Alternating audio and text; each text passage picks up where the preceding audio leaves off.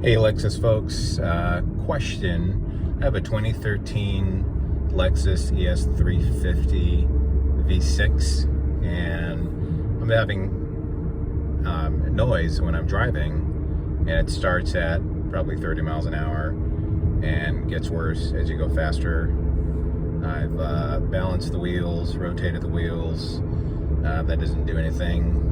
There's a little bit of shaking at 75 miles an hour, but it just seems like I'm driving on off-road tires, and these are Michelins. They're only about 2 years old. Michelin Touring, so they're supposed to be quiet, but this is a brand new road and it's a quiet road, so listen to this noise.